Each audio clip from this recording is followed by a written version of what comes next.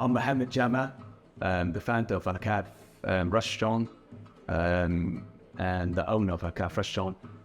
Initially, Kahf restaurant sort of, it's an idea that I've been sort of was in my head from a long time ago. Like, especially when my mom would do like sort of events, food events for like my school or like, my work colleagues and things like that. So the whole idea, I've noticed that people are like sort of, every time they're eating Somali food, it was like sort of something they would say like, oh, this is different. Oh, it tastes nice.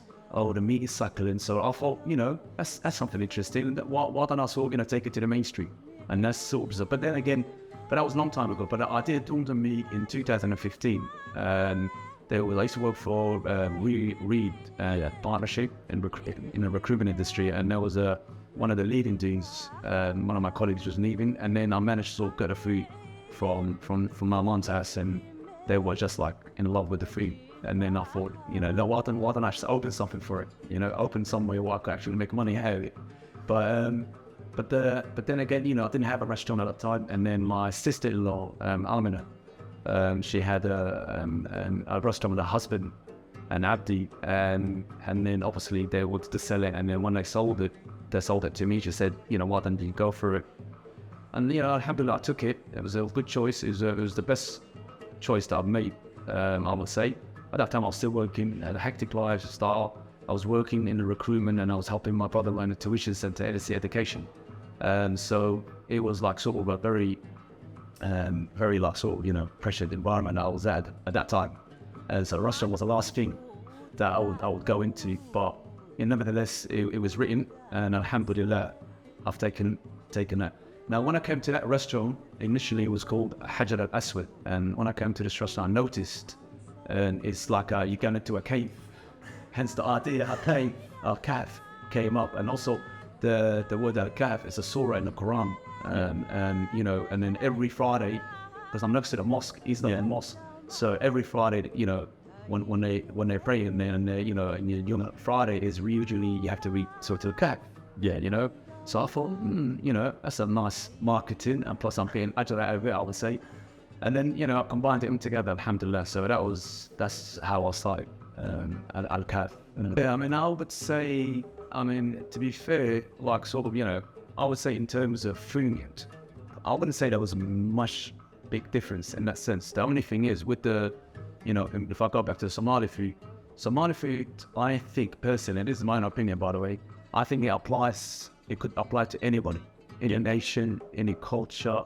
I think Somali food is very diverse in terms of flavors, in terms of, the spices that we use.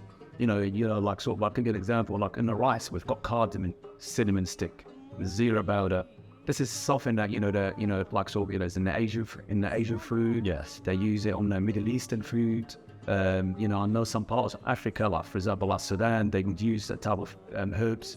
So, so I think it's because of that. And also like with the Somali food, it's not too spicy. Hence why we do the spices separately. Like shigni, the green pepper, we did separately. So somebody wants spicy food, they could just add that into it.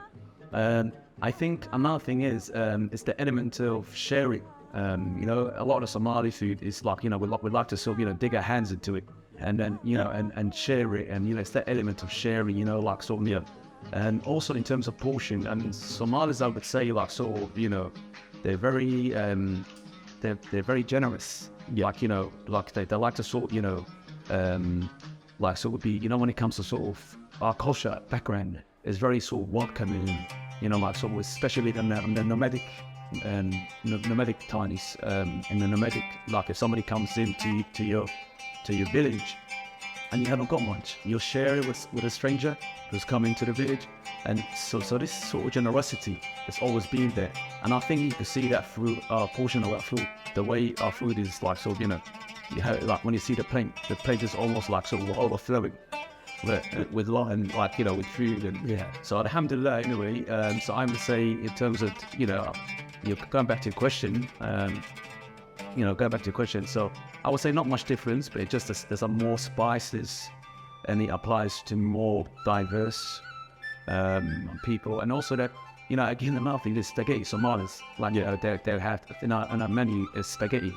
And I think that's more so because of the Italian background, where, you know, like sort of colonial times, Italians were like sort of a great influential on the Somali dishes. So, and also I think, me personally as well, you know, the reason Somali food is very rich and diverse in spices and herbs is, I think, is where we base. You know, like sort of the Red Sea, you know, the Indian Ocean, you know, there's a long coast. So back in the days, like sort of, you know, around the colonial time, there was a lot of merchants that used to come from India. They would come into, you know, like sort of Mogadishu or Badbara, and then I think that was a lot of influence from India. I believe as well, and that influence actually goes all the way to the Middle East as well. Yeah.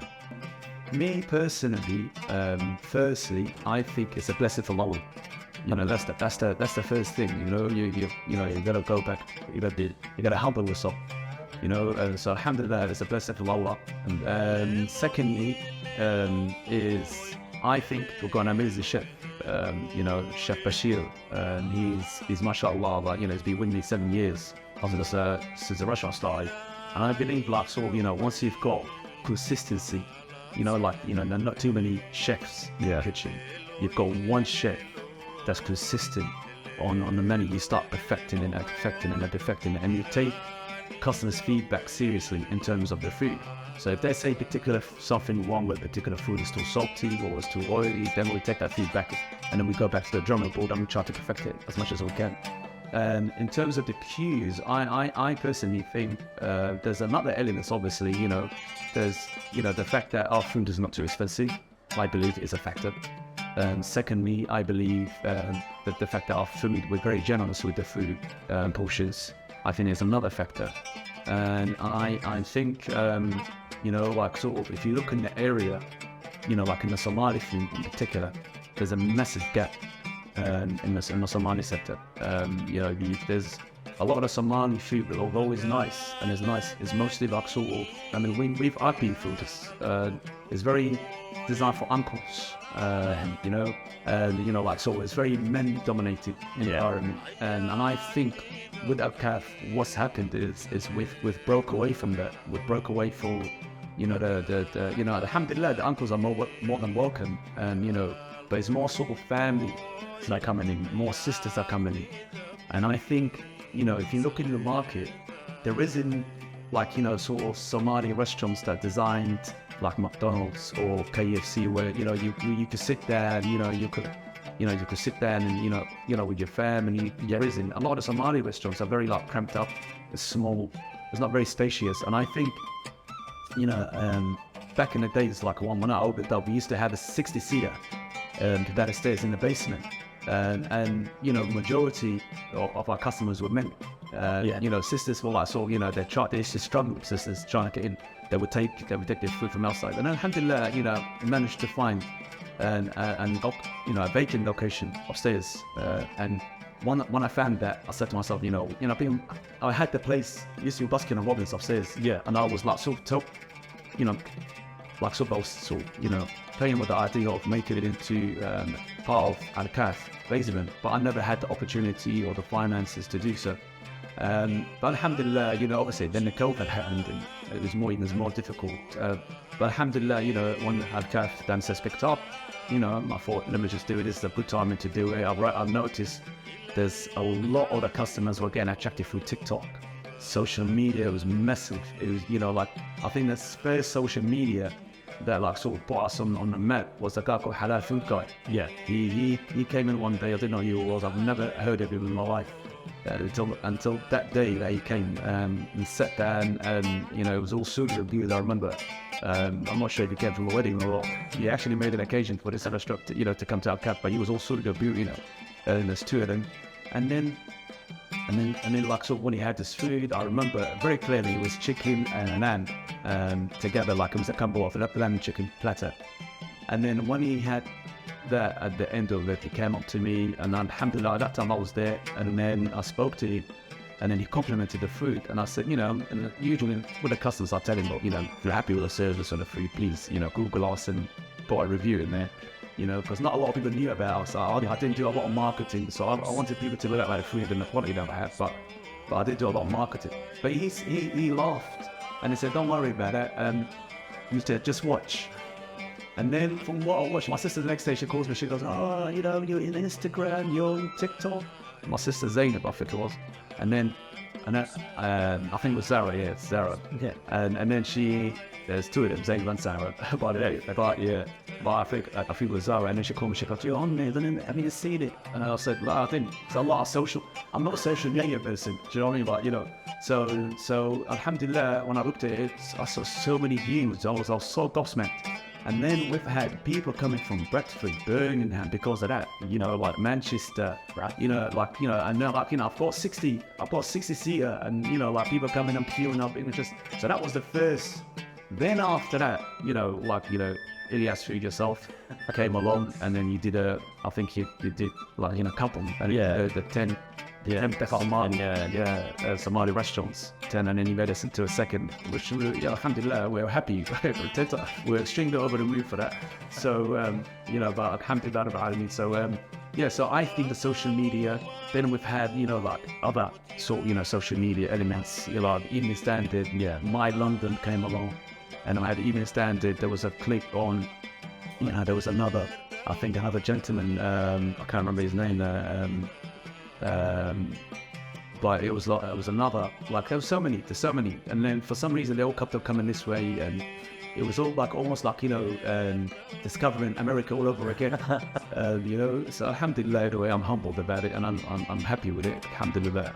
And so in a way, this is Kahf has become like the eighth wonder of the world now, isn't it? I want to go that far.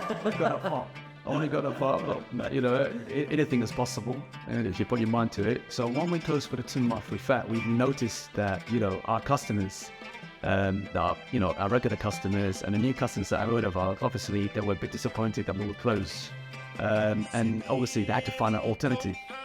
You know, they started getting to different restaurants in the area. So any location or area that saw a Somali stand, they were just, you know, especially the Asian community, mashallah, with 90% of you know, our brothers and sisters from the Asian community, and I would say the Bengali community, and then you've got you know, like the Bengali, Pakistani, Indian, so all Asian, mashallah, our brothers and sisters. They're like sort of, like I would say 90%, they're our customers, and then like sort of when we closed, I remember people calling me and saying to me, Mohammed, you know, what's going on? And I because I diverted the phone to my mobile phone. How come, when are you going to open? We came all the way. What's going on? And then could you recommend another restaurant? And not Somali restaurant. And obviously, you know, I recommended there's a Dama restaurant. Yeah. You're not too far from us. Yeah. So I recommended them. There's Jannah store that did a bit of Somali cuisine. I recommended them as well. And, you know, and then we had another restaurant like on the market that came, not a restaurant, but more sort of a takeaway called Hadith Corner, we proclaimed. Okay. So they came along. So, you know, I recommended them as well. So obviously, you know, at the end of the day, like, you know, prison comes from Allah. Yeah. So, you know, you recommending somebody is, you know, competition is there. Competition is healthy. It's good. It keeps you in your toe, I think. Yeah. But obviously, you know, I have to give my customers an authentic, you know, obviously the takeaway element was there. Yeah. If somebody wanted to eat, and I had to recommend them. So obviously, you know, I knew about these restaurants that were in the area, and alhamdulillah, I've recommended them. And since my recommendation and the restaurant they closed, for example, Dun was striving now, like, you know, they've got a lot of customers now. And German store's got a lot of customers. So alhamdulillah, there's plenty to share. You know, there's plenty in the market, because there's as I said, there's a massive gap in the market, you know, for Somali food, you know. And I mean, people, something will come to brothers in North London, and, you know, when they can't find us, there's another Al Jazeera in Leighton. Yeah. But why the challenges will close, obviously trying to open up as soon as possible, because 2 months, you know, you're paying rent, you know, there's water, you know, like sort of, there's no other, you know, like sort of, you know, like this is my bread and butter, and there's not my, you know, the bread and butter of my workers, and like the chef and everybody. So obviously, the sooner we open, the sooner the income are coming. Yeah. But obviously, so that was a challenge. We had to have patience and so on. Yeah. So we could like sort of have what, you know, like a location that's suitable for everybody. Yeah. A location that's suitable for the sisters. So alhamdulillah, when the refurbishment was over, we had a sisters room, you know, that got 1,000 up to 23. we've got upstairs that we've got like, you know, wheelchair accessible, you know, alhamdulillah. So, you know, and then you still got a basement. So, you know, the boys and, you know, the men want to go to the basement is still there, available. Yeah. But we've got like sort of, and then, you know, alhamdulillah, now we're on the main road. So, Yeah. you know, going back to the queue element as well, that's another reason, you know, Yeah. we're on the main road. Guess you wasn't expecting such long queues. No, I wasn't expecting it. I mean, you know, waiting hours, averaging waiting hours now is like half an hour.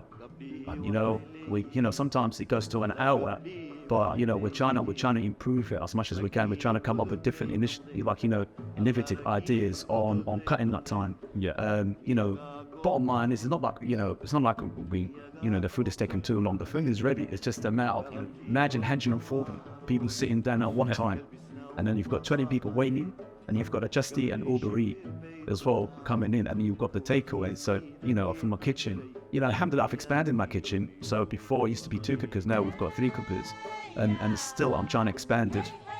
You know, so I'll make it easy for us anyway. But as I said, you know, there was a lot of challenges for 2 months, being closed for 2 months. You know, there's challenges, but, you know, with someone, everything comes, you know, falls into place with someone. Alhamdulillah.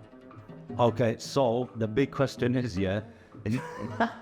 is it bish bash or bash bash? Because everyone on TikTok keeps killing me about it. Okay, so they might start killing me as well after this. So, you know, the correct pronunciations, I hopefully I'm correct. Also, there's different dialect. Yeah. Best bath. Okay. Best Best as in like best. Like best without the T. Best. Yeah. Okay. I did not know that. Oh, how do you use this? I've heard it as bish bash my whole life. It's best. So because what you're saying is this. Yeah. So it's best. I think, you know, hopefully I'm right. I'm never like. So to be fair, you know, with the best, there's so many different best. Like, you know, there's some people that do with coconut. You know, some people do it with the last sort, you know, red sauce. Red sauce they usually have. They and then, you know, but and then, you know, the one that we do here, is the plain type. You know, you've got a little bit of, you know, like just pure green, garlic, lemon, salt, and you know, just that sort of, that's it. Like, you know, simple. But I remember growing up, you know, like sort of, you know, my mum makes it. She used to call it. She never used to call it bespaz or bismaz. She used to call it shigni. Okay. I should know shigni. I read it on it. Yeah, they used to call it shigni. And shigni, the way she used to do it was like, you know, tamarind, the green peppers, fresh tomatoes, onions, garlic, and then she would like blend it all together and you know, like sort of, you know, boil it and like cook it basically. And that was, you know, that was amazing. You know, inshallah, one day, you know, so I'll bring it to the restaurant. At the moment, because we're overwhelmed. It's like, you know, we're trying to cut corners as much as we can. But, you know, but yeah, alhamdulillah. But going back, you know, to one of your interviews earlier, you said, why do you think people are coming to us? Another reason, you know, is dua of the parents. Yeah. You know, when your parents make dua for you, alhamdulillah, you know, you could get anything. So, you know, I'm talking to the young people out there. You know, be obedient to your parents. And if you wanna succeed in everything, inshallah. Okay. So where can people find you, and what are your opening hours and so on? Okay, bismillah. So people can find us in 112 to 116 Whitechapel Road, E1 1JE. That's the actual location. You could also find us in Instagram, alkahfresturant Instagram page. And TikTok, but the TikTok has been non-existent at the moment. Hopefully, yes, it's good, because inshallah, I'm not ashamed of that at all. You know, I put my hands up. I'm not ashamed of it. And then our, you know, opening time of day is Monday to Sunday. And weekdays we're from 1 o'clock to, you know, 23:20. Yes, the last order. Okay. And then that's Monday to Friday.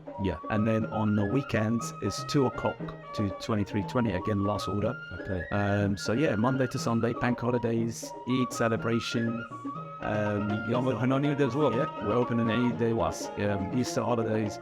We try to keep our customers sort of happy and, you know, catered for everyone. And it's so alhamdulillah. So basically, we at Kahf Restaurant, we cater for, alhamdulillah, for engagements, weddings, and also like so but obviously not in the restaurant, but obviously like sort of taking out food and that. And then we also cater for funerals.